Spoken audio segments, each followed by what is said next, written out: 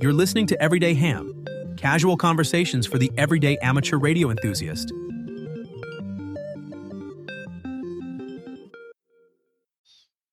All right, everyone. Welcome to episode 3 of the Everyday Ham podcast. I am James Mills, KAJKU. I'm joined here with Rory Locke, W8KNX, and Jim Davis, N8JRD. How's Welcome, everybody guys. doing? Can you believe it? This is our third episode already. Well, I'm excited. I can't believe we made it this far. We made it this far, and we're going to keep going. Our last podcast, where we took some time talking about the strange things going on in the Yaesu world, which I know Jim has a little bit of an update on that for us tonight. We're at 3,000 views on our YouTube upload and 107 subscribers on YouTube. So that is impressive for what was our second episode. And as we move forward, we hope we keep some traction going. We hope you like what you're hearing as you listen or watch our podcast. Make sure you comment, like, and subscribe. We try to respond to every comment. The last podcast episode had quite a few comments on the things we're talking about, and we definitely want to keep that traction going. Yeah, and the good news is I think we still like each other, so we should have an episode 4 hopefully in the pipeline here as well. We have not broken into an argument mid-podcast yet. No, but you guys have been carrying the weight on answering comments, so thank you also. No one's breaking the band up yet. That's good. And one thing I'll note about the comments is I think each of us have been signing it, so if you are looking for a response from somebody, look for the call sign at the end of those comments. That's one of the things that we're going to try to do since there's 3 of us here, so you'll know kind of who you're chatting with on YouTube, and if you disagree with us, you can let us know there too. Yeah, it's fair. Everyone's fair. So Jim, what came up? We finished the podcast last week, and like the next day or maybe the day after, Yaesu popped some new news. What's the story there? Yeah, it's good that we our timing was kind of interesting there. We were a little bit ahead of the curve on the hamcation down in Florida there, but I was happy that we kind of sparked some thought on where Yaesu's direction was with these radios, because I didn't see it coming. I didn't see it coming, guys. A FTM 510 dropped at the hamcation down there, and I think of all the things on my bingo card, that was not one of them. I said, well, maybe we'll see a replacement for the 300, which appeared to have disappeared, or maybe we'll see some other radio that they bring out. But the 500 was not one that was on my radar at all. And the reason being, the original 500 has been out just a little less than 2 years. So it seems pretty unbelievable that Yaesu has already made a revision to the top level mobile device that they're selling. But it's there, and the FTM 500 has effectively been replaced. So a couple of things on that, and we won't spend too long since we spent a lot of time last time talking about Yaesu, but I do want to point out a few things so that we follow back around. The FTM 510 came out, and it looks functionally the same if you are just staring at a picture of the head unit or looking at the microphone or even the body of it. It looks exactly the same. What do you get for the 510? Well, you get the ASP feature, right? And so we talked about, well, if the 300 was discontinued, maybe they're going to bring out the 350 that's going to have ASP. Guess what? They did that in the 500 first. Maybe that was the move. Maybe folks were clamoring for that audio enhancement, but is the big killer feature on the FTM 510 is paying for the SPU1, the ASP feature. They added Super DX, which the other FTM 500 did have a DX enhanced feature, but Super DX appears to be something a little bit more than that. And they claim to have added a little bit more power output on VHF. Now, when we talk 5 watts in relation to 50 total, I don't know if I believe that that's going to make much difference as far as a selling feature, but I'll pause here. There's a couple of things that got added. Does anything there fire you guys up? I mean, it's still got the big knob, so you know. It does still have the big knob. Sometimes you need that 5 watts to get over the hill, so that's a good thing. Okay. Did they take anything away from the 500 to the 510? Yeah, see, this is the real question that nobody really asked initially was, hey, well, it must just have a few extra features, right? We get all the things that we got in the FTM 500, don't we? And that would have been a natural expectation. But the answer is no. There are a few things that did change moving to 510. Probably the biggest thing that I was surprised by was them just killing Bluetooth off completely.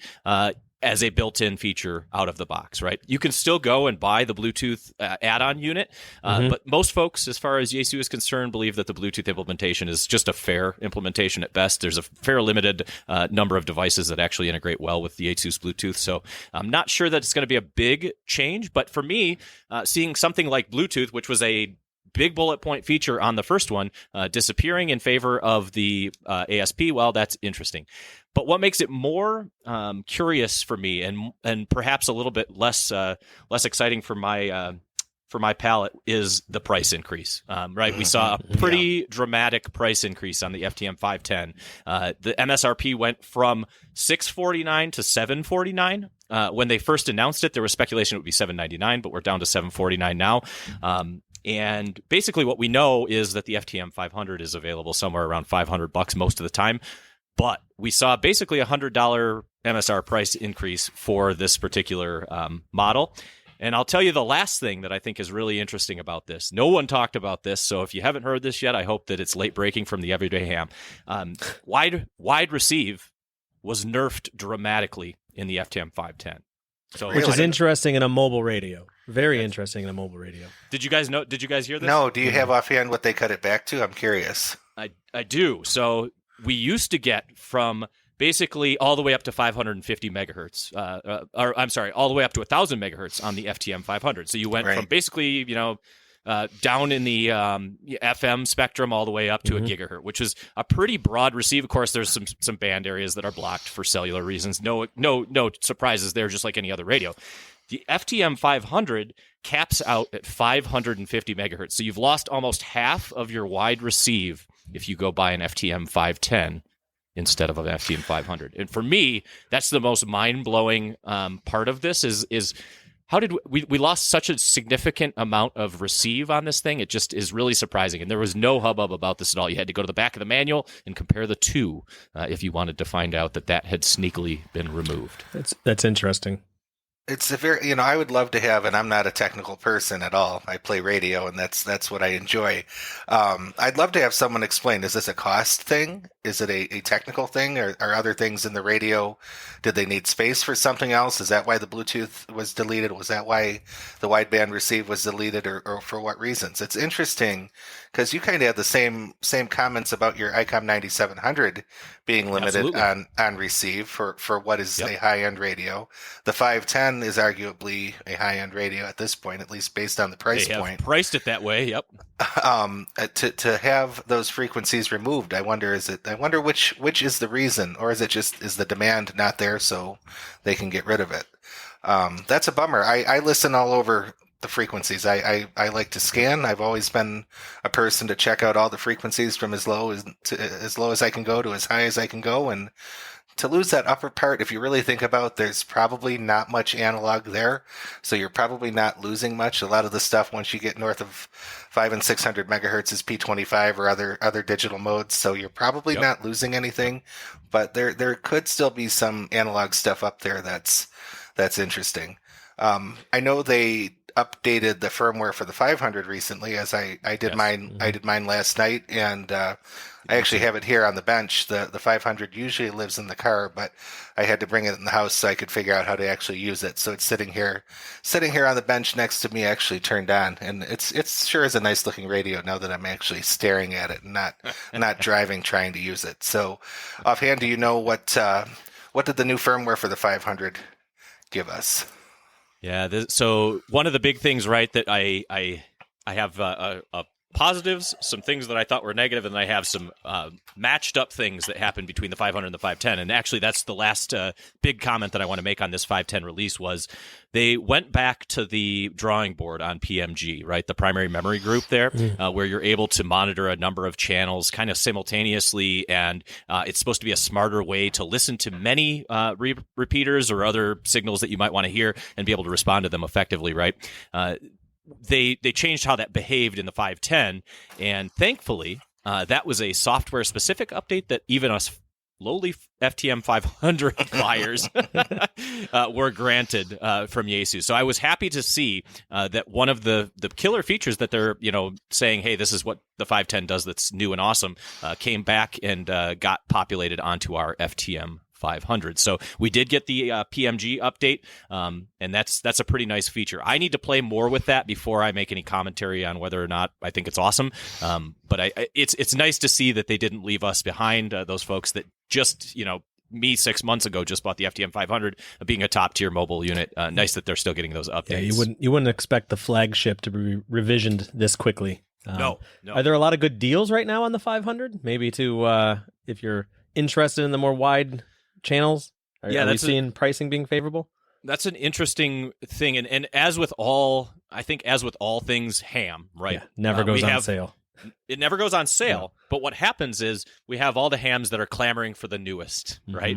And so what I did see right around the FTM 510 drop was a number of 500s go up on the normal classifieds. Facebook, QRZ, Craigslist. I actually found one on Craigslist, if you can believe that. And yes, there were people that were selling their 500s off. I wonder if that was for replacement purposes or if that was just coincidental in its timing. But there was a fairly decent amount of them that became available very soon after that 510 dropped. And the prices for used ones especially were down in the mid 400s, low 400s, which for me, it's a killer radio for that price. If you can find a FTM 500 used for $400 in good shape, it gets my the NHJRD seal of approval. It's an excellent radio. It will be a good radio for you for many years, in my opinion. So I think that's where it's at. What I did do was, before we got on here, I did go check and see, is the FTM 500, the OG version, still in stock at any of these places? It is becoming sold out. The FTM 500 is sold out at DX Engineering as of this afternoon. It's available only in a couple of HRO stores, and it appears to be sold out on some of the other sites. And this goes back to the FTM 300 discussion that we had, and we won't spend much longer on this, but simply said, it seems strange that Yaesu would compete with themselves on this 510, right? So I suspect when the 500 supply dries up from our general retail, we're going to be 510 only, and that does come with that hefty price tag increase. So I think once the dust settles, you'll be paying about $100 more for a radio that maybe doesn't bring $100 more functionally to the table. But what I do see, and I'll reiterate this from last time, is that Yaesu seems to be driving their base price point up to kind of make themselves a more premium brand. And I think that they're bringing themselves up to icon pricing for some of the flagships, or Kenwood pricing, right? Yaesu has traditionally been, of the big three makers, one of the more affordable options. And I think they're trying to bring those prices more in line with some of these other Japanese builders of radios. So that's the FTM 500. That's the Yaesu update for you guys. It's pretty mind-blowing to me. I did not expect to see one so soon, but I'm still happy with my two FTM 500s. So maybe speaking of looking for deals, here in Michigan, we're hitting swap season. So we three were at the Livonia Amateur Radio Club Swap and Shop, which was a great event. And Rory, I know you love a good swap meet. So what's your plans this season? So way back, it's only been, 20 years, but way back when I got licensed, the first swap that I went to was the Livonia Amateur Radio Club swap, and that would have probably been 2002, maybe 2003, not sure. And that was when they held it at the Caustic Center in Farmington Hills, a pretty large community center there, somewhere around 11 Mile and Middle Belt, I think. And it was an excellent size swap, and it was large enough at that time. They had a couple rooms of the facility. They had a couple vendors. I bought my first mobile antenna there. It was a good time. I remember it. I don't have that antenna anymore. I broke it, and things went sideways with that antenna. But, that's what happens when you're whatever, 16, 17 years old, and you're trying to get on repeaters. But over time, the Livonia swap changed locations and moved from one place to another. They've been at the Livonia Senior Center. They've been at the, I think it's an American Legion or VFW in Livonia. And all those spaces, it seems like, were fine. They were good, ample parking, ample room. But something's happened in the last year or so to where the interest in this swap has increased again. So last year when they were at the hall in Livonia, it was tremendously difficult to even get around. There was a point where I was wandering around with my friend Bob KWX, who we were chit-chatting and talking to some folks, and I'm like, I got to go outside. I said, it's too hot. It's too many people. It's too many, I said, I got to go cool down for a minute. And I did. I went out and went back in. again. And the Livonia Club, big shout out to them for putting this event on and seeing that there was such a demand for their swap.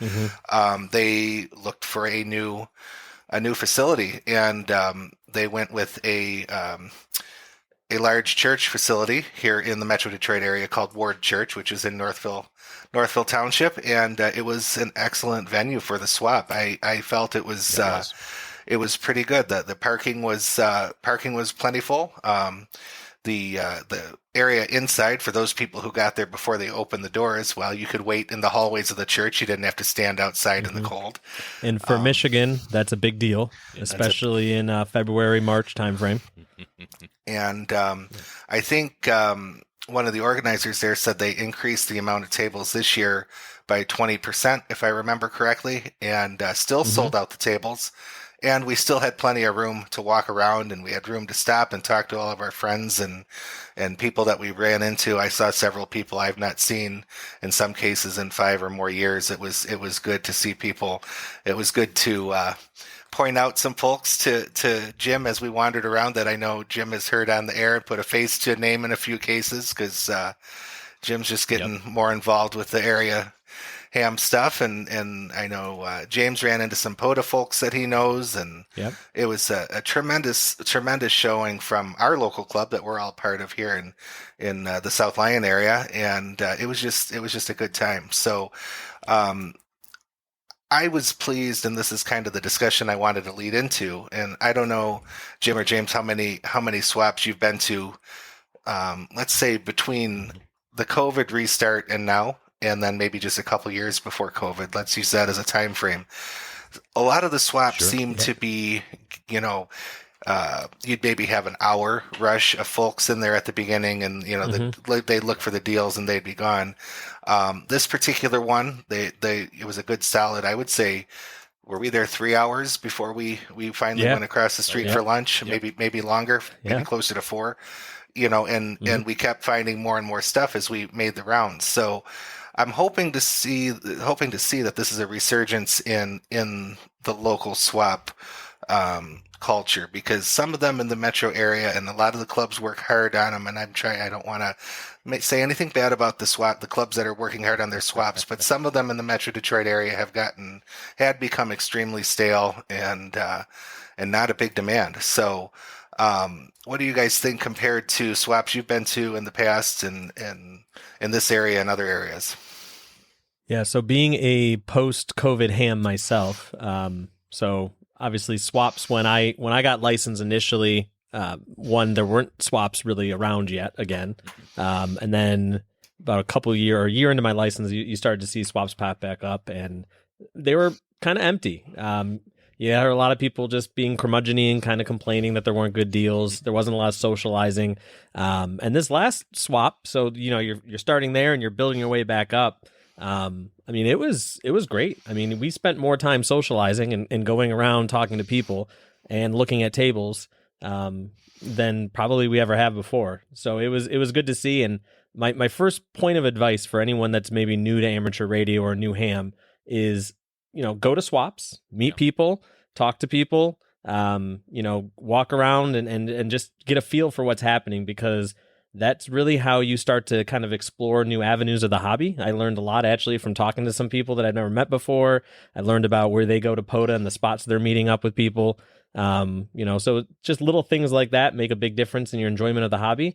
And it was cool to see. Yeah. The room was alive, and I think Zach, to your point, even said, one of the organizers, that they sold out of their tables and they could have added more. There was an appetite there to even have more tables. So if you have that many vendors interested in coming, then the people will come as well, which is great to see. Yeah, the nice thing, and I think you guys both mentioned it, and it was not something that I ever expected, right? I when I think of a swap, I think of a flea market or a garage sale, right? The piles and piles of junk. You're there to get the best deal possible, maybe take home a bunch of stuff and resell a few things and enjoy the kind of the whole immersion in that experience. But what you guys said is totally true of the ham swaps, and I didn't really know until I attended a couple. I've been to 3 total. 3? 1, 2, 3. 3.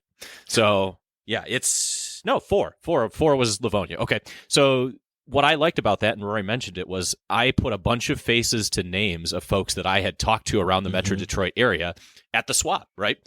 Because it was a well-attended swap, I was like, oh, hey, that's Jay. Jay pops in on my Thursday night roundtable on the repeater every once in a while. So I shook his hand. I said, Jay, it's Jim. He's like, oh, you're not who I expected. You're like, and you put a face to a name, and you both are like, well, you're not who I expected you to be, but like, it's super fun to do that. And then I met another guy, who was selling a couple of his wares that owns the Spirit of 76 repeater up here. And the Spirit of 76 in Detroit is a big digital mode repeater. A lot of folks love that repeater. It's been online for a long time. Rory could give you more history than I could, but it was awesome to meet this gentleman who had a wealth of knowledge around that repeater thing. So it was just cool to be able to say, oh, yeah, there's K8JKU, there's W8KNX, there's N8LEK, there's N8AR, right? Like all of those folks that you run into on the radio, you're putting faces to names to. And for me, that was probably one of the more exciting things. And I will tell you, when Rory asked me if I wanted to go to the swap, and we went together, Rory and I shared a ride over to the swap, not too far away. He said, I'm not planning on buying much. I'm just going over there to have a social hour. So Rory went fully expecting this. And I was the one with a couple of bucks in my pocket thinking I was going to get a good deal. Yeah, you held out on buying a handheld, which is shocking too. I had a few dollars in my pocket, and I spent all of 5 of them to get into the thing, and that's another plus. I'll comment on that. The Livonia Club keeping it at $5. A lot of swaps have gone to the $10 or $20 ticket fee. So big shout out to them for not being crazy on their ticket price, and that in the ham community we have people from all walks of life. That is actually an accessibility thing. There is one gentleman there who I know quite well, who that is actually a difference of whether he would be able to go or not. He's doesn't have a whole lot of means, but it's good for him to get out and walk around and do it. The one other thing, and you mentioned running into Wallace K8HR from the Spirit of 76 machine. Yep. There were a couple other people wandering around from our local repeater group, the Radar. They're the WR8DAR repeaters that cover a lot of Metro Detroit, and that's a group of guys who pooled resources to put repeaters on the air in the Metro Detroit area over the last probably 35 years. But their thing now is they were busy talking to some other folks who are trying to establish repeaters and give them tips and tricks and help them find equipment for low and reduced, prices. Some of them happen to have some Motorola equipment banging around in their garage that they magically found, fell off a truck somewhere. So, they're helping other people out. So there's a lot of helping hands that go on. It's not just the idea of taking your stuff and buying stuff. It's the socializing, it's the networking, it's the helping each other out. Yep. You go up and down the aisles and you might have a conversation with a fellow about an antenna or maybe something that's homebrew on the table, and you learn something by talking to them about what it is and how it was built. That's such an important part of the hobby as well. And you can find some. They're not just ham products, right? They're computer, electronics, records, all sorts of. Someone was selling tents and camping gear. There's a lot of miscellaneous things that are out there, but you get talking to people about their stories, and everyone wants to talk about what they brought and what they're selling. You're right, though. It's very interesting, and what you can learn very quickly from each other. What I thought was interesting, too, was that some of these tables were not necessarily there with a whole bunch of wares. They were bought because they wanted to establish a club presence or a network presence for, a specific repeater network, or it was a gentleman that just didn't have the legs to walk around the thing. So instead, he got himself a table. He brought a few little things with him, but he was just there to have other folks come by and say hello. And I appreciated that the Livonia swap was that kind of accessible. It wasn't all about everybody has to have a pile and pile and pile of stuff that they bring. It was a real mixed bag of different folks that were there for different reasons. And I just really enjoyed it. Now, I'll ask everybody's opinion. When you go to these things, you usually are guessing how much junk is going to be there on a 0 to 100% scale. How much junk did you feel like was at the swap this time? So this is funny you ask this, because when I was asking you if you were going, I came up with the junk scale in my head, and I actually thought about the swaps I've been to in the past, which I've been to numerous around Michigan, a couple in the Chicagoland area, probably one up in northern Michigan. And I thought of, in my head, there's always, each swap has a different flavor to it, a different, but it also has a certain percentage of junk. And I put this one going into it and I told Jim, I said, come along, 75% junk. It'll be a good time. Yep. That was my junk. That was my pre-swap junk scale guess. Yeah, so I'm a little spoiled in the fact that I grew up going to a lot of flea markets with my mom. So her motto was everyone's treasures are always a little bit different, so it's hard to put that scale on it. I would say I'm going to be a little bit more generous. I'm going to 60 to 65%. Okay. But again, I'm not here to judge anyone's perceived notion of what is a treasure to them. Now, the one thing I did learn that is the most important, and this is also maybe the secret I shouldn't share, is always look down and under the table to see what they're selling. I was so mad every time. Jim, you snagged that one antenna, the mobile antenna that was on the ground at a killer deal. $10, I think you paid for a great mobile antenna. Brand new antenna, yeah. Brand new. And then someone else was carrying another antenna, and someone else had this other radio, and I'm like, I was looking for. And every time I asked them, like, oh, where'd you find that? They're like, oh, it was under the table, sitting under the table. Yeah. So now I'm going to permanently miss out forever that we shared these hot swap tips, but it was it's something to look at. I was walking down the one aisle, and it made me laugh because we kind of all, that was a fun thing. The way we all went, we kind of went around, looked at our things, met up with each other once in a while. We weren't like all trying to get through this as a group because that's impossible. So I ran across one of our other friends, Eric KDRS, and he's hands and knees on the floor going through a box. And I'm like, what's going on down there? He said, oh, you gotta look under the table. So he was already on that path, and I think he found some rotator cable that he was looking for and a bunch of other stuff. Yeah, he did. He dug out his treasure. But that's what I'm saying. Like, so my 65 is not meant to be mean, but it's there's still value to be found, and you enjoy it. And Jim, did you say what your percentage ended up being? So I went in assuming that Rory had the best perspective on this because he has been to this swap a number of times and kind of knows who's going to be there. So I was figuring Rory's estimate was going to be pretty close. And I don't think I was disappointed with his estimate. I think it was right on par. A couple of things I'll say here, right?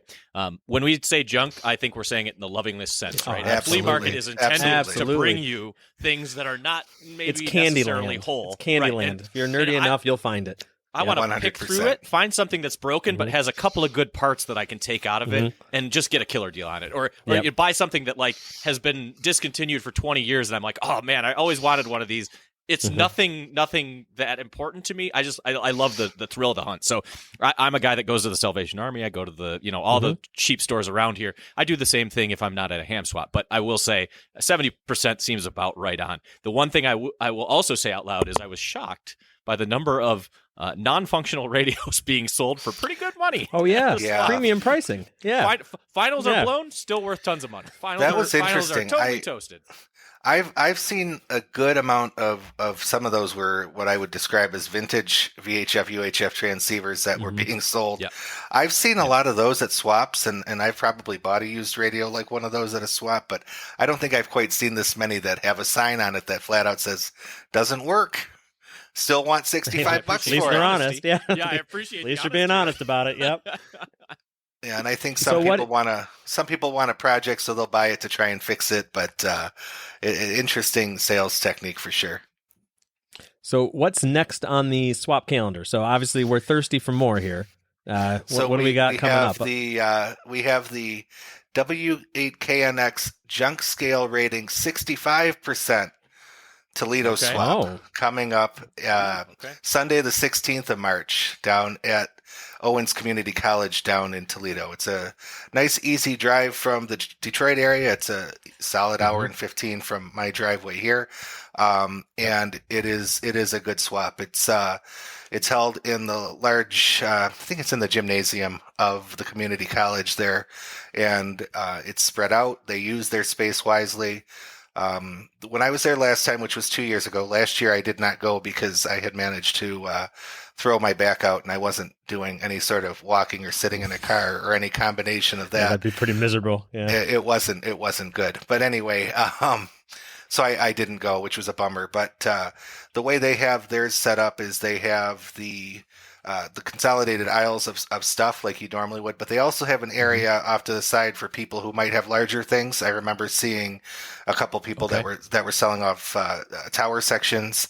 that kind of thing, to where they were able to kind of spread out, and someone with a bunch of vintage stuff was over there too, kind of spread out so you could look at it. So it's kind of a nice layout.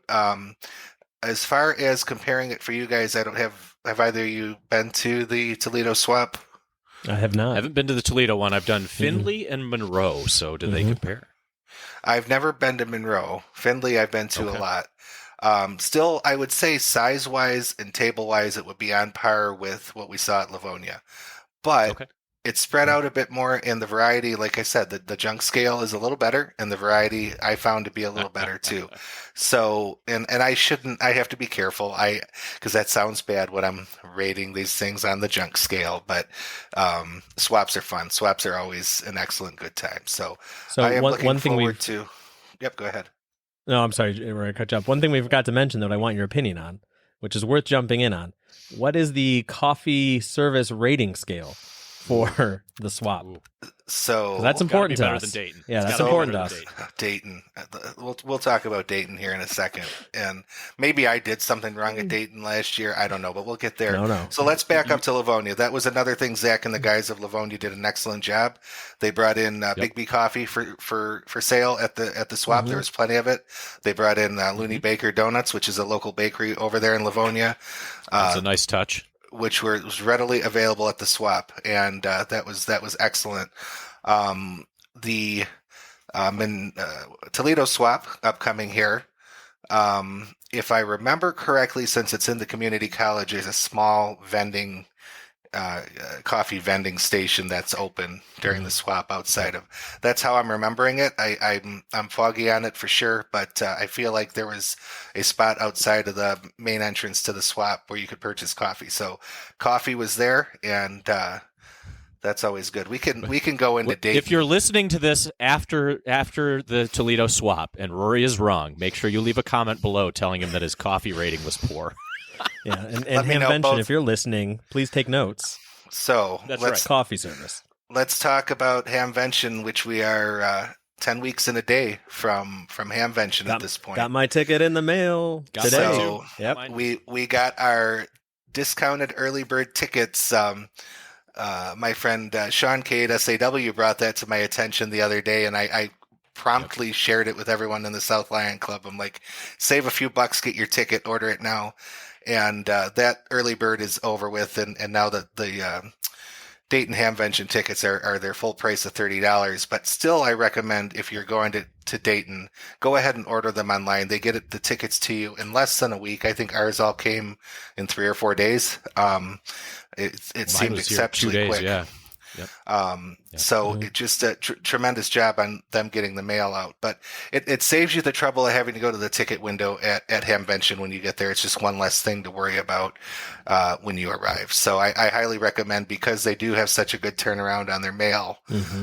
Go ahead and get your order in. But yeah, Dayton's right around the little corner. nuggets that you're listening for right here is strategy from Rory. Well, the line does get long. The one Hamvention I've been to, and it was raining, and it was a very long line that you were waiting in to get a ticket. So if you have your ticket in advance, Rory's right. Highly recommended.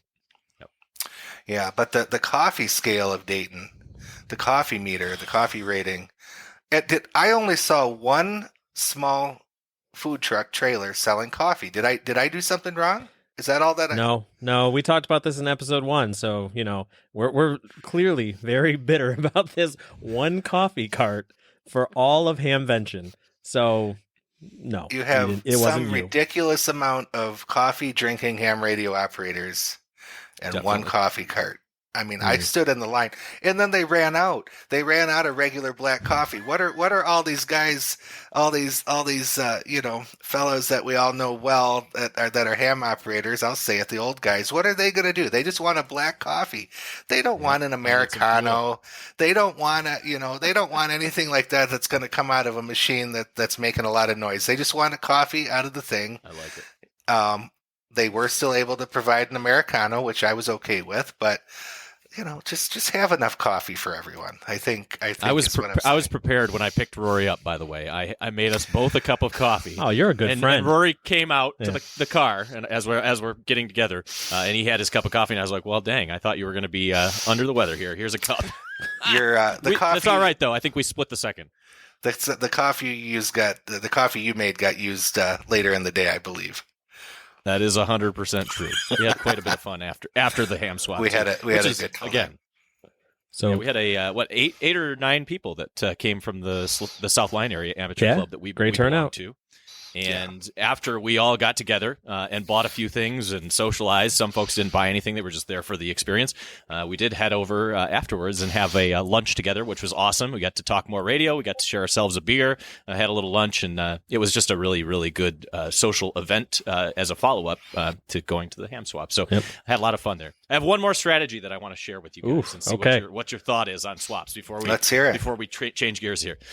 So I will say that one thing that I like to do at these things, and Rory joked right off the gate that you go with somebody, but you don't always stick with them table to table because everybody has their own move when they get there, right? Looking for the best thing. Well, you're also competing with each other for that deal. That's true. What if James would have got that $10 incentive? I would have loved to. No, I would have loved it. I'm just kidding. So my strategy here, and I'm funny, is I'll run through all of the tables, but I won't buy anything. I'm generally like a kind of first pass guy, eyeball all the things that I think I might be interested in, and then see how quickly they sell, because I'm waiting till the end to make my buys, right? And that's when I start to make my offers at the end. So the things that are sitting around, a lot of folks don't want to drag them back to their vans or their houses, or their wives don't want to see them come back in the garage. So I did manage to score myself a nice power supply at the end of the swap for $50 off, which I thought was all right. If you're looking for a big power supply or any other heavy gear, and it's still sitting there at the end of the swap, you can probably make an offer and come to a good price on it with whomever is selling it. And so that's your N8JRD swap tip of the day. The end of a swap is a hot tip for any flea market, really, or any kind of swap or anything like that. See, my problem is I also look at the lines. So if the table's not busy and I know there's a component I need, like wiremen at Hamvention, I'll swing right in and just grab what I need. Grab it. Yep. Just because if I go back next time, they're probably going to be packed, and it's kind of nice. So also seize the opportunity when it's there. That's true. Yeah. That's true. I think it does depend, right? Like on your prepackaged stuff, like Wireman's probably selling you brand new gear, right? Yeah. The prices are probably not as flexible. Nope, right? They're fixed. If you're out in the field where folks are selling off the back of their pickup truck, you might be able to work a little more magic on the deal there, see what folks are feeling. And by the way, I do want to say before we get too far outside the ham swap topic here, I did walk away with an HT. It is a Linko. You did. Digital HT, which I have over here on my desk. Are we sharing this already? Oh, that one. That's my MD5. Yeah. That one. The MD5. You couldn't resist. No, I couldn't resist. It was priced $80. I got it for $60. So you guys tell me down in the comments, is the Alinco MD5 worth $60? It's a pretty neat little radio, though. We can have a little segue with that. How are you feeling about DMR? That's the first DMR rig you've actually used, I think. It is true. It is my first DMR rig. It's very much, for me, DMR feels a lot more like using a modern cellular radio type device, right? Because what it does is it continuously seems to handshake with whatever tower you're getting into the DMR network with, and you get a sort of like 5 bars of signal strength on your radio, right? And so if you have good signal strength and you key up, right, it'll start that digital conversation. And I was really impressed. I thought DMR sounded pretty good to the ear compared to some of the other digimodes. I've used D-Star and System Fusion, of course. So I was pretty happy with it. It's a neat radio. What I will say is out here where I'm at, I'm not sure how many DMR specific towers I can hit, but I'll have to play a little bit more with it. It's far too early, and I will give W8 Connect's Rory here a little bit of credit because I don't know what I'm doing when it comes to DMR code plugs. But Rory said, what radio did you get? Give me a few minutes. And he sent me over a code plug that I just dropped on my radio with my DMR ID number, and I was able to key it up and get on the Michigan wide.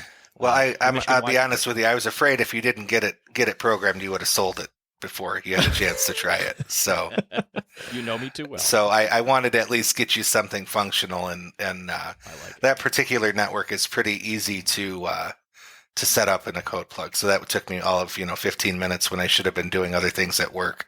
But it was appreciated. Thank you. That is the first Alinco radio I've played with the programming software, actually. And on that note, and compared to the only DMR radio I own, which is a TYT MD380, that Alinco programming software was pretty good for DMR programming. It was for me to have been able to figure it out in the time that I did without the radio even in front of me to write you. Yeah, a code he didn't plug. have the radio. It was at my house. It was pretty easy and pretty cool. So very cool. good. While we're on that topic, what else we kind of glossed over something that we've kind of been doing in what's going on in our shacks. We got right into that excitement of the Yaesu radio at the beginning, and we were going to talk about what's going on in our ham worlds right now. James, anything new going on? No, it's not super ham related. I've been trying to play with Meshtastic again because they updated the TDEC firmware, the 2.6, the UI, I should say, not firmware. But just playing with my LilyGo TDECs, which are nice, and the new UI is very user friendly. More resembles a, let's say, modern cell phone type interface, all in one device. I still have not found a practical purpose for Meshtastic. However, I enjoy flashing the firmware to the devices and just talking to myself back and forth on two devices. So it's something. But what about you guys? So real quick on I'm that, excited for it. Go ahead.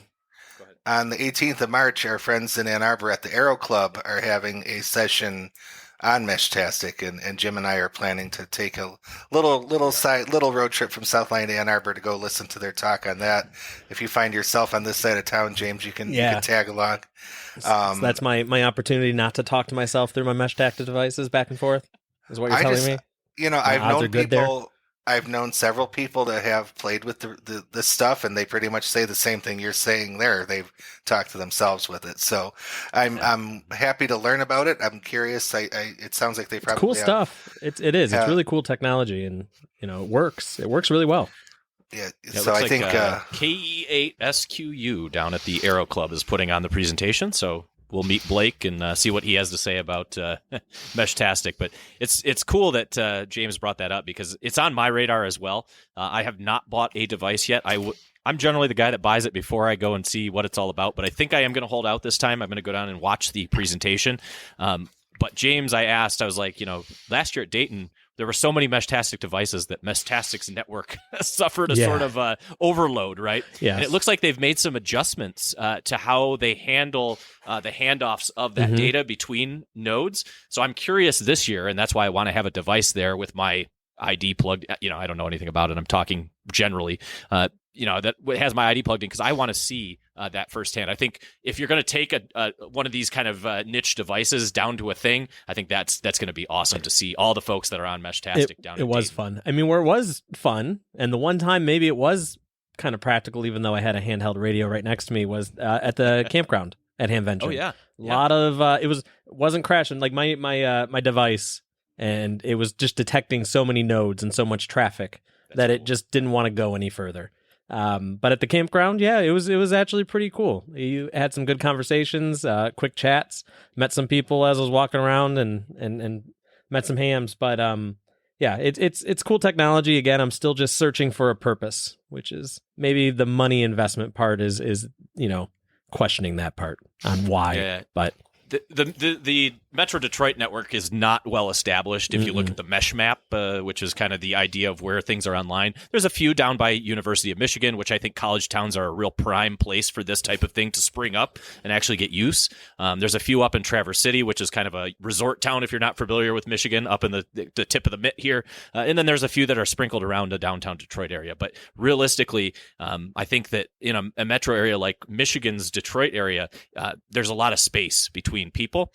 Where the Meshtastic stuff really shines, it seems like the more I read about it, is in places like Chicago and New York or even San Francisco, where there's a high population density of folks that have interest in these sort of niche and emerging technology experiments, if you will. Which makes sense. Rory, what have you been working on? So the only thing going on in the shack here is a little bit of contesting over the weekend. I participated in the what was it called? The International Sideband Contest. A little bit of fun there. I never considered myself a contester until maybe the last year or two, and I'm not a good contester. I have a very mediocre station here at home. It works, but it's not great. But I still have fun getting out there and being in the chase of a contest, and I was able to pick up, I think, 17 more DX countries through the contest. Again, not great Nice. numbers compared to what some people have, but it was a good time. 10 meters this year, as you guys are all aware, 10 meters has been very good in the daytime hours over to Europe. I was even able to work into Russia with no problem. A lot of countries I didn't have, Bosnia, few of those over there. I still struggle to get to the South. I'll never understand why my station doesn't get to South America, but it just doesn't. I'm sure there's reasons, but it just doesn't. But I crossed the pond and had no problem working. A lot of Italian stations were on. A lot of French stations were on. Yep. Was able to get Wales, Scotland, both, which I never had those entities in my log. So I'm hoping to get confirmations on all of these. I might have to actually do QSL cards for a few of them to get them confirmed. But that was actually a good time for me over the weekend. I turned on my radio and the scope was just packed, which was awesome. It's awesome to see, and 10 meters was just alive. It was humming. I think the contests are a great way for folks that are getting into HF and are still trying to fill their QSO map, so to speak, especially in sideband, to get those distant stations, right? You can go on FT8 and you can get around the world pretty easily, but it really, these contests are good opportunities to have folks with high quality antennas and a lot of power pointed in your direction and listening, even for your 100-watt station with a minimal antenna setup. So it really does give us an opportunity. I say us because we're all in kind of the same boat as far as antennas to some extent, an opportunity to use sideband to really work more distant stations than we would be able to on like a regular day. It's not to say that you couldn't. It's just to say that you have folks that are looking for you at that point, so you have a better opportunity, a higher hit rate on that type of thing. So I think that's where these contests. And to further emphasize your point as well, there's if you listen a little bit, you'll usually pick up on the exchange very quickly. And it's a good formal exchange. It's generally quick and easy. So if you're again a new ham, good opportunity to either look on the website for the contest or just listen, and you can just get over that mic fright a little bit and start making contacts. But maybe go on, Rory. I mean, if nothing else, it will get you over the mic freight real quick because the contests are moving quick and the exchanges are going quick. But it's nothing. If you've never done it before, don't let that scare you because the guy on the other end of the radio path will slow down. He might grumble. You might break his flow a little bit. He might not be happy with you slowing down what he's doing, but he'll be happy to help you out. If you don't know the exchange, he'll tell you what it is. If you've not done contests before, the WA7 BNM contest calendar, just go on Google and search contest calendar. That is an excellent contest calendar. It lists out pretty much for the whole calendar year, all the contests every day. And it also lets you know what the exchange is and where to go to find the actual rules for the contest. So if you want to make sure you know the exchange before you get involved and what the rules are. In this case, you were not allowed, in this contest over the weekend, you were not allowed to contact other American stations for credit. They would get very mad if you tried to contact them because they weren't interested in talking to you, because that's a no-point situation. So it was strictly DX entities. So certainly, I highly recommend it. The contesting thing, hopefully someday I have a better antenna up and can do it a little more seriously. But in the meantime, it's still fun. So I'll give a little bit of credit to also one of our club members. I like to pass this around because I'll also encourage you, if you're listening and haven't involved yourself in a club yet, to think about some of the reasons why it's worth doing. We have a club member. His name is Frank, NF8M, and Frank is a big contester. He always mentions each weekly net what contests are coming up. He tries to remind us when there's a contest that seems like it might be approachable for us newer hams. So there are those types of people out there that will keep you a little bit more in tune, even if you're not a heavy-duty contester. And I really appreciate, and I always tell Frank whenever I hear him mention a new contest, hey, thanks for saying that out loud, right? I don't check the WA7 BNM calendar every week, but I appreciate that you call these things out for us. Go ahead, James. No, I was going to say, speaking of, let's say, contesting and exchanges, there was another topic we were talking about, which is the POTA exchange. So, Rory, maybe you fill us in a little bit on what the discussion point was. So this got me fired up a little bit. Now, anyone who knows me personally or who has activated POTA sitting next to me, I am not someone to pass along a bunch of flowers in my POTA exchange. It is a 59 Mike India, 59 US 3315, and I'm on to the next person. There's a lot of discussion on whether that's right and wrong, but what it comes down to is it's your POTA activation. You do it how you want to do it, and if you're calling into someone else's POTA activation, you get to conform to the way they're running their activation, and I am all for that. And a lot of people think it's funny because I'm just a very impatient person. But something that popped up, something that popped up on the POTA Facebook page, probably 2 weekends ago now, I think. Some folks were doing a DXpedition over down in Costa Rica. TI7 RRC was activating Costa Rica, and they were doing 4 of the special events, so to speak. They were doing Islands on the Air, Parks on the Air, Worldwide Flora and Fauna, that's a hard one to say, WWFF, and Amateur Radio Lighthouse Society. They were working all 4 of those and attempting to give people credit for contacting a station at one of these entities. That's all they were wanting to do, is give people an opportunity to talk to a park or a lighthouse or an island or whichever one you're playing in Costa Rica. But they were doing it in true DXpedition form. They were wanting to get as many contests as quickly as they can. So they were not giving a long exchange. One of the people that was running it, R1BIG, I think her name is Raina. She, of course, was in full contest mode and wanting to get the contacts done as quickly as she could. The bands were good right then. It was good to get a lot of people through. So someone posted, trying to be helpful, on the POTA Facebook page saying, these guys are there, they're glad to make a contact with you, but they're not looking to exchange park numbers. And as most of us know, and some people who may not, with POTA, you do not need to formally exchange your number. You don't need to say it aloud when you talk to another station. As long as you log it, and if they're at a park, they log it, the system does all the work for you. You could sit there and let them know what color the moon is. You can let them know whatever you want. You can give the park number. You don't have to give the park number. So I was a bit bothered by some of these comments that were on this post, and it's like we're supposed to be having fun with this. Absolutely. One person, while I don't really care, turning down a park to park while using the POTA platform is a bit lame. What are you're not turning down a park to park. You're going to log it. They're going to log it. The system will figure out your park to park. What are we doing? Let's see. What else? I'll also say real quick here, Rory, right? There was a huge line of folks that wanted to talk to these people, right, to get their credit for calling down there. So I also think it's fair to consider, right, it's not only you that wants to talk to them. There are a whole bunch of hams behind you that want the same opportunity. So it's almost a little bit of respect both ways to say, let me get in and get out. And not extend this too long, right? Because I know there's a whole bunch of other people that would love to talk to a Costa Rica DX station that isn't normally on the air. Go ahead, Rory. I mean, they made they technically ran two stations, TI6 RRC Portable and TI6 RRC. So between the two, 12,000 QSOs are noted on their QRZ page.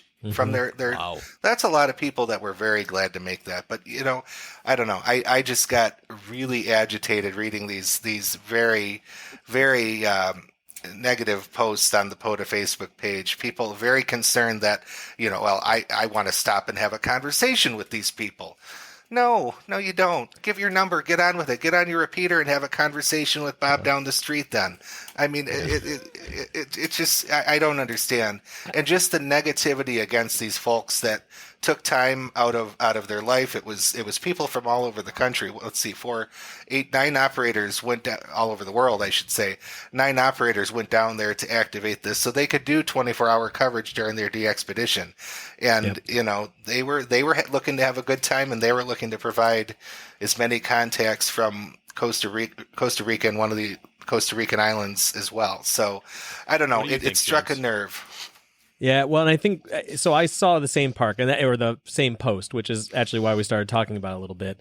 And I think some of the other feedback was, Well, on their poster website, they use the POTA logo, and they've used the park, Islands on the Air logo, and therefore they should be giving the formal Parks on the Air exchange. And I think you already said it, Rory, but you can POTA how you want to POTA. And again, they are a DXpedition. And I think one of the greatest things about POTA is if you're an experienced operator, you're new to the sport, whatever you are, or however you want to do your activation, it's your activation. If you don't want to exchange park numbers, you don't have to. If you want to sit and have a chat or share some information about yourself, you can. And I think that's one thing we need to remember that makes this program so special, as all three of us are pretty big POTA operators, or at least we enjoy that part of the hobby. It's okay. And again, remember, they're a DXpedition. They're there to get as many QSOs as possible, as quickly as possible, so they can share that with everyone.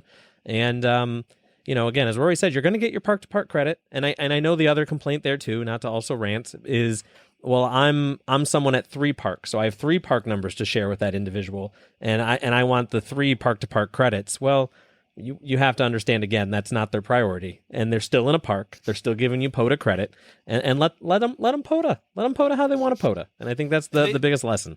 The DXpedition, right, is a self-funded trip, right? So Correct. These folks are paying their own money to go run it their way, I think. And I also like to keep that in the back of my head, right? This is not something that I personally have in my financial means right now. I hope maybe in the future that I would be able to go on. It'd be fun. Right? It would be super cool. But for me, this is exactly what Rory said. Like, Rory runs his POTA activation one way. It's to the point. It's a 5-9. I'm in Mike, India. Let's move on. If you get me on the air, N8JRD. Oh, you'll run your battery out. I might. Just chatting. I will. Yep. I'll have a little activation with you, and sometimes if you say the right thing, we might stop and have a 2 or 3 back and forth QSO. I'm okay with that, that's what I appreciate a lot about the POTA community is if you don't want to stick around, keep the dial spinning, right? Keep moving down the band. Come on back later on, and I might still be there, right? And I think that's the same way you have to look at it when you're doing POTA. Is these folks are going to do it their way, POTA your way. Rory, you got something up on the screen here. Yeah, I do. So for the folks who said they had POTA splattered all over their QRZ page, here's the little icon right here. Okay. I don't think that's splattered all over. I think that's them. These fellows here. Let's see. These 8 folks who I feel we should be grateful and thankful for taking the time to put on this DXpedition. It's these eight cool. guys and ladies saying, here, we're going to support these 4 things. We're going to help you get a contact at another one of these entities. So it was a whole thing. And on top of that, and I don't know the full story behind this, I think they also helped out a local, something to do with the local park system there by covering for some of the people that need to be at that park 24 hours for something to do with solar energy, by covering for them so they could go away for a brief weekend. So these folks also did the locals a favor.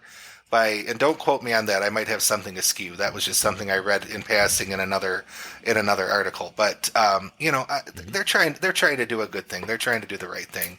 And I just was kind of disappointed by the POTA community from having to be so vulgar in some cases on those posts, just because they wouldn't be able to slow down and have a 5-minute QSO with some folks in Costa Rica. Well, and this brings up my other. Maybe this is a different topic for a moment, but I'm still a young ham in the hobby. So when I say this, and you're learning, Facebook is maybe not always the most friendly or best place to learn some things.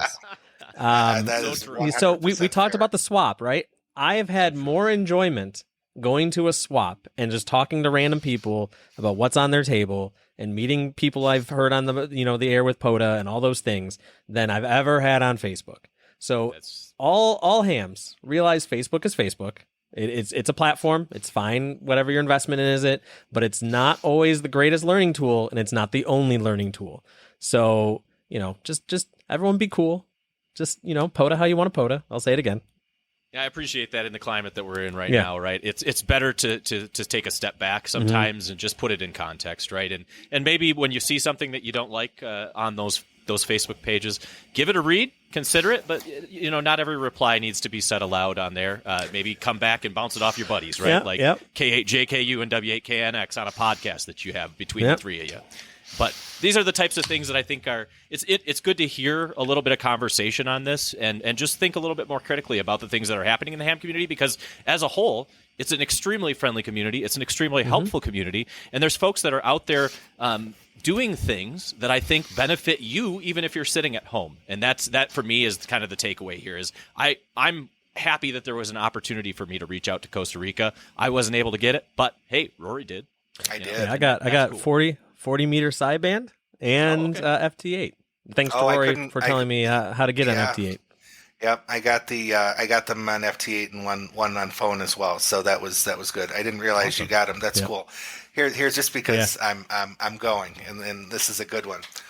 I understand that it is an expedition, and as such, what is sought is the greater number of contacts in the registry. But I question then why the park number, including the POTA program, is used in order to search for more hunters if they are not going to be kind enough to note down the park to park. The system does the park to park for you. I don't get it. The fine folks at the Parks on the Air program have built one of the best ham it's tremendous websites that have ever existed. And I'm not, yes, we know some of the developers and some of the people that help manage it, but they really have built a great website, and it will do that for you. So again, it's customary. I even exchange parks when I do my activation, but you don't have to. And I think that's I do. I give my park number when I'm the activator. If I'm a hunter at a park, I don't. I give the 5'9" Mike India, and I let the system do the work. And I've been criticized for that. But my thought behind that is I get my contact. It allows them to move on to someone else. It's one less thing I need to be back and forth with. Oh, did they hear my number correctly? It doesn't matter.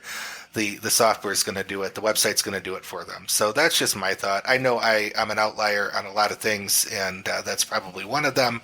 But second, and I certainly 100% shout out to the POTA folks for their website being 100% volunteer driven with a very small budget. That is their online system is phenomenal. And exceptional customer service. Every time I've had to deal with it for very minor issues, they are always extremely quick and extremely helpful in resolving my issue. So, shout out to those guys for sure. So, all right, we're getting close to the end here, guys. Sure are. And a little bit of fire maybe get you thinking. We'd love to hear your thoughts on DX expeditions or POTA in general. And we'd also take a couple of ideas as we continue on. Although we do have Dayton Ham Venturing coming up, and we're going to do one of these on site, or at least part of it on site. We're gonna try. Maybe let's not overcommit here, but we're going to try. We're going to definitely do it. But part of it will be on site. We're going to get something. Yeah. Yeah. But as we wrap it up here, go ahead, James. I think you were headed that direction. No, I guess another thank you from my side as we close this episode. As a reminder, this is a monthly podcast. We do post to YouTube under Everyday Ham, and you can search for us in any major podcast platform as Everyday Ham Podcast. So, go out there, like, subscribe, comment, get involved, and as Jim already mentioned, please send us your ideas. We'd love to talk about stuff that's relevant for you. We have a wide range of experience and skills, so we'd love to be able to try to help you out a little bit. Yep, and it's fair to say, too, I think that we do want to eventually speak to some folks outside of this group here and bring in some outside perspectives. So if you are interested in that, you can actually visit our website as well, everydayham.com. Yep. And on there, you'll find some contact information. We'd certainly love to hear from folks who maybe have some thoughts that we might be able to bring in as a guest speaker, too. So the future is bright, I think, for Everyday Ham, and appreciate to everyone that has taken a listen to us and has subscribed or given a like or even made a comment. Those things mean a lot to us as a small little group here. But always a pleasure getting together with you guys tonight, James, Rory. Hopefully, definitely look forward to seeing some friends. Look for some folks at the Toledo Swap. Look for in a couple weeks. By the time we record again, we'll have done that. So if you see us down there, feel free to say hello. So with that, I will say 7-3 from W8KNX. Yeah, 73s. Everyone have a good one. 7-3, guys. Bye-bye. That's it for today's Everyday Ham. Until next time, stay curious, stay connected, and keep enjoying the hobby.